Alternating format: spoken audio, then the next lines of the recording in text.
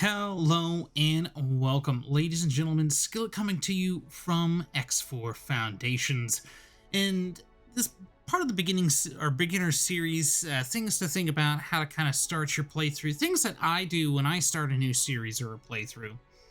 And today I want to talk to you all about trading ships, but not just specifically trading ships. This should honestly be kind of a let's talk video. So let's talk trading ships. Now, this is not the normal beginner series universe. This is actually a custom start, just because we didn't have all of the information or all of the different types of ships that you're going to see in the video today.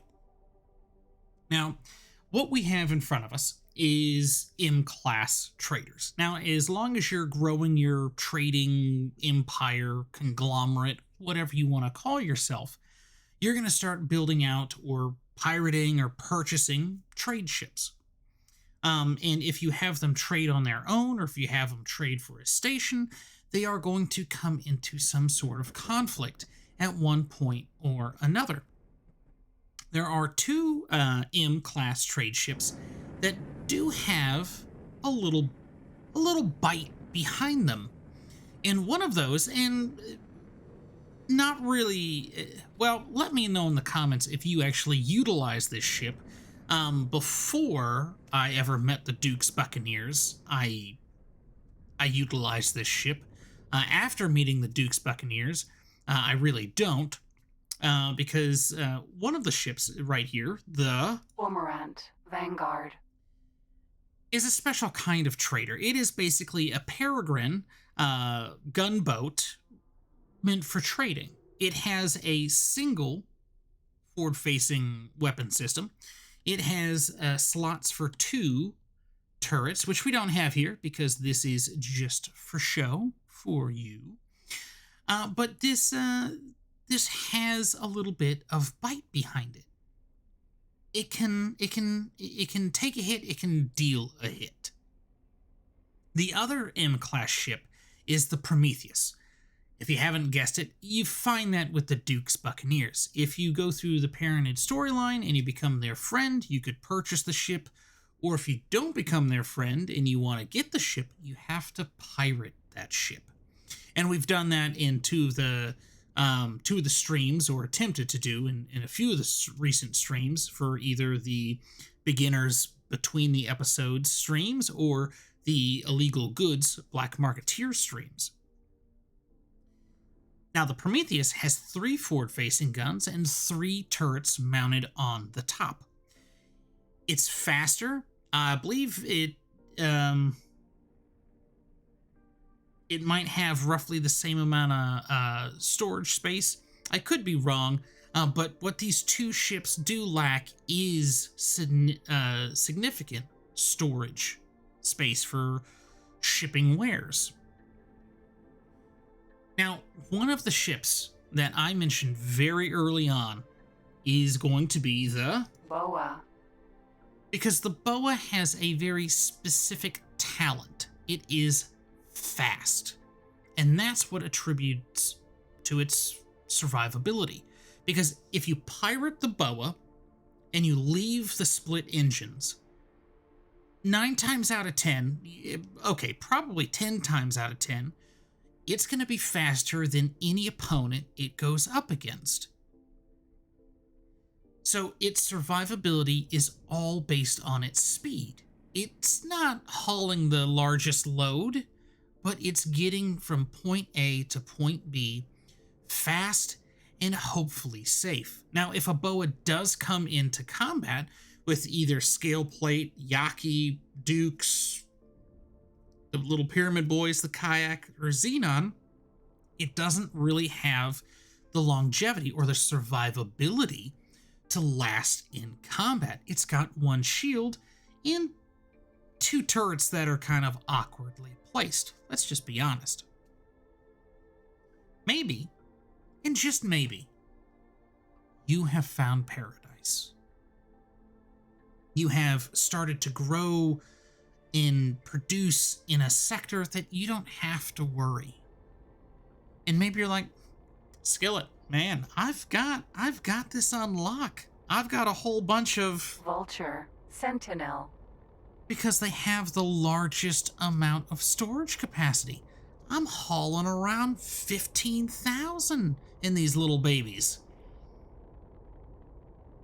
Maybe you're not.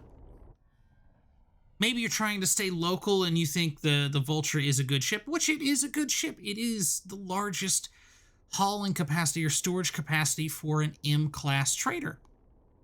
It's true. It can make you a really good credit, or lots of really nice credits that you can then build into a mountain and pretend you're the Dragon Smog, if you want.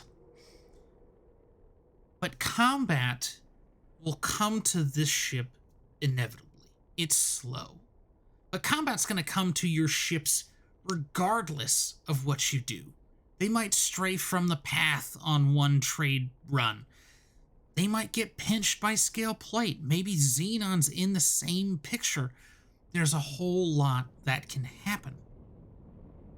Now, earlier in the series, I did mention, for miners, once you get enough and you can actually produce or purchase an L-class miner, do that because it has more survivability. Traders are no exception. So let's meet some of your upgrades. Yes.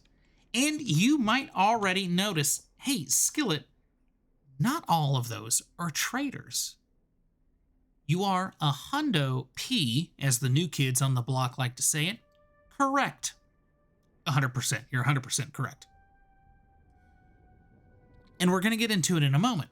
But the biggest, baddest trader on the block, the one that can hold more than any other trader. Incarcatura Sentinel. Sorry, robot. The Incarcatura. It's the slowest. You've seen them. And they look a whole lot like this one way over here. Shuyaku Sentinel. Which I have done a video on in the past. I do believe the Shuyaku is a good combination of speed and cargo space. I really do.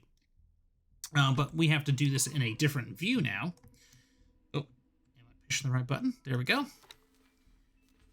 The Incarcatura, 54,000 meters cubed. Right? I think the 3 means cubed. I haven't done fractions in a long time. I do apologize. If I'm wrong, I know somebody will put it in a comment. But here, we're looking at 57 meters a second. 54,000 as a hull capacity. That's ginormous. The Shuyaku, for example, 44,106 meters a second.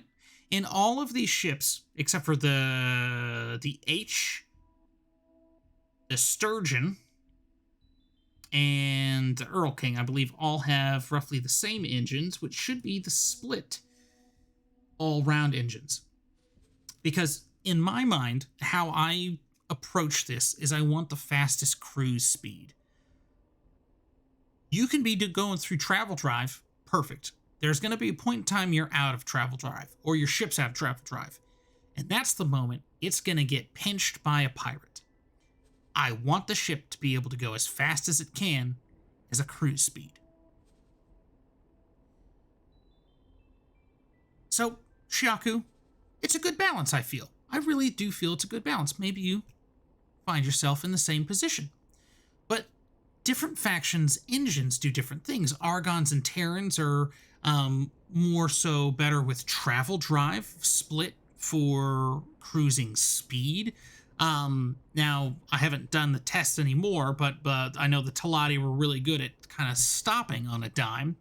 And the Paranid are pretty good in straight lines as well. That has sort of changed with 7.5. So if what I said is not 100% anymore, thanks for letting me know. Thanks. Now, you might be saying, well, Skillet, okay, we got trade ships here. we understand that part, but why the combat ships? Well, think about it this way. A trader is a nice, juicy target for a pirate. They're slow, right? So 106 for the Shiaku. We're looking at 81 for the Sturgeon. The Buffalo, we're looking at 197, which is going to be as close to top speed for a trader that you can get. Heron E, Helios E. You get the trade-offs. The higher the speed, the smaller the cargo capacity. Well, let's take a look at a ship that might actually pirate you for a second, right? And that's going to be the Barbarossa. Barbarossa. I affectionately call this the Barb. It is an amazing ship. As we can see, it's 21,000 as a cargo capacity. Its speed, 241, again with the split engines. That's the fastest it can go as a cruise speed. This ship has 3 large turrets, 2 on the top, 2 on the bottom, but 3 in the front. Its right side has 2 turrets. I thought there were more. Zoom in a little bit. I do think I had a NVIDIA update because these graphical settings feel a little off to me. Let me know in the comments if you think that they feel off. We'll try to figure it out. You got 2 turrets on the top. You got some turrets on the side over here, and then you should have turrets in the bottom, probably right here. It is a very defensible ship. It can get away from most of its enemies because it's going to be typically faster than most of its enemies as well. You're going to find these in abundance throughout where the Vigors operate. If you become friends with the Vigors, you can purchase the ship. They are kind of expensive. You could purchase the blueprint, and if you have your own Warford shipyard, you can produce them yourself. Or if you don't want to be friends with them because they rubbed you the wrong way, you can always pirate the ship. They're typically not fully crewed. It can take a while. If you did catch it in one of the most recent in-between episode streams, you see it happen in real time. But this really is the epitome of trading right here. For a mass-produced ship, I don't think you can really get better than this. Now, let's move on to another ship that you should be able to get in a significant number. If you actually played through the Timelines DLC, you should be able to get a free one, and that's the H. The H is a formidable ship in the hands of the AI and in the hands of the player. Because what this ship has is a pretty decent amount of firepower. And not just in its turrets, because this is a drone carrier. You can hold up to 70 defensive drones, which can be spit out in a matter of seconds and attack a target or defend the H from an aggressor. Now, it doesn't have a large amount of storage. We're looking at 12,000. But again, it is a very defensible ship. It's actually going to be one of the most, I think it's actually a really good ship for any defensive action, just because of its area of effect turrets. What are they called again? The seismic charge turret, which again gives an area of effect, so it can you know, damage multiple ships that are close by, or if there's hard points on a L-class ship, let's say a K, engines and the two gravitons that are below or between the two engines, it can damage a cluster of components. I'm watching that ship. Ooh.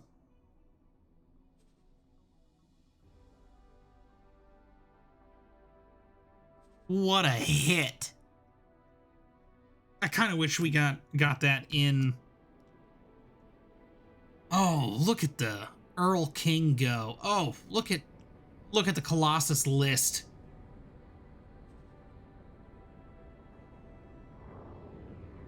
We just missed a...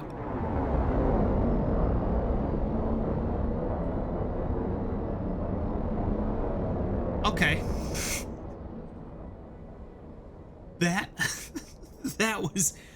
That was crazy. Look at this battle fleet just go through.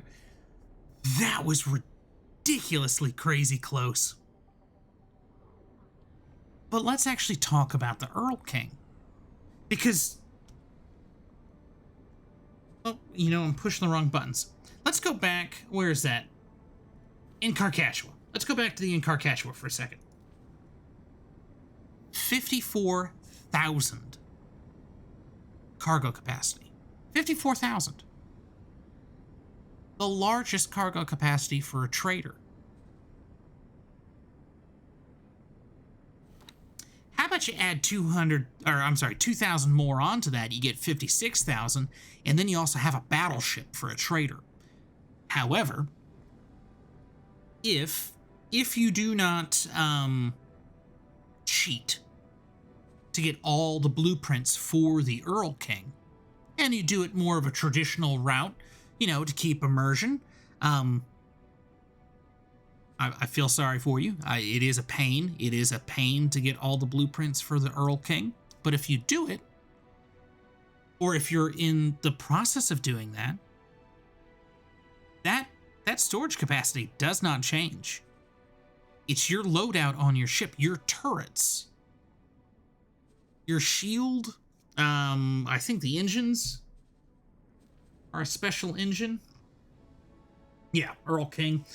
I believe you can actually get other engines onto that. But you are a very defensible platform. You are also really, really quick. So if you don't have all the blueprints and you don't want to use the ship, I do think hands down the Earl King is probably one of the best player ships. I really do. If you don't like the look, I get it, I understand. It looks like a hunk of garbage, mainly because it is. It's how it was pieced together. But if you don't like it, you don't want to use it for yourself, that's fine. You can use it as a trader. You could trade throughout the whole galaxy in record time with the Earl King. And you don't even need the front battery for it either. The gun, you can leave that off. You can have it as that little snub nose Earl King. You're pathetic. But what sets the Earl King, the H in the Barbarossa, really apart from traders? Other than the turrets and, you know, they can defend themselves, it's how they're classified. Because, again, a trader is a juicy,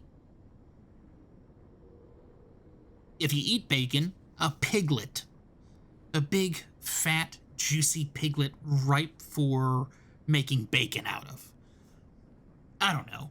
It's just it's an easier target to go after, opposed to a ship that will fight back. So a battleship or a destroyer or a scavenger, opposed to a freighter.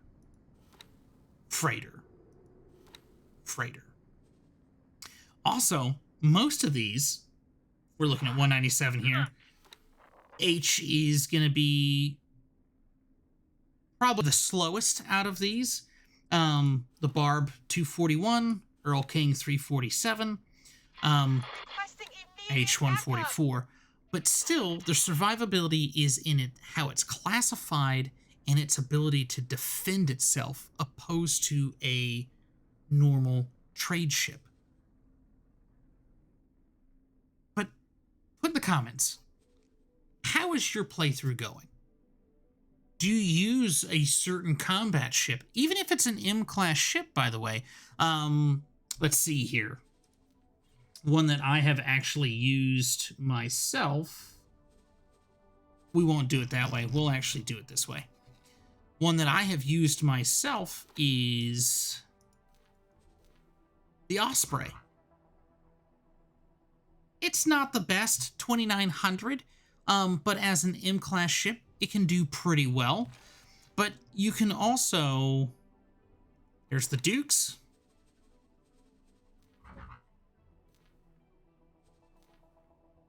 You can also... Where is... the Minotaur Raider. 2300.